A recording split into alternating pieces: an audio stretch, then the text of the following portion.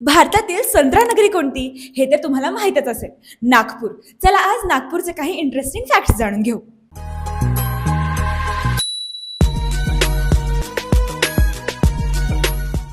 नागपूरला संत्रा नगरी म्हणून ओळखलं जातं. तसंच व्याघ्र प्रकल्पांना जोडणारं शहर असल्याने नागपूरला भारताची व्याघ्र राजधानी असंही म्हटलं जातं. शहराच्या मध्यभागी असलेले 0 माईल हे भारताच्या भौगोलिक केंद्राचे मोजमाप करण्यासाठी वापरले जाणारे ऐतिहासिक ठिकाण आहे. नागपूरची स्थापना सुमारे 3000 वर्षांपूर्वी गोंड राजाने केली होती. नागपूर हे नाव नाग नदीवरून पडलं आहे. नागपूर ही महाराष्ट्राची उपराजधानी असून महाराष्ट्र विधानमंडळाचे हिवाळी अधिवेशन इथे भरते. शहरातील काही महत्त्वाची स्थळे म्हणजे दीक्षाभूमी, जिथे डॉक्टर बाबासाहेब आंबेडकर यांनी बौद्ध धर्माची दीक्षा घेतली. सीताबर्डी किल्ला, नागपूरच्या मध्यवर्ती भागातला फेमस किल्ला.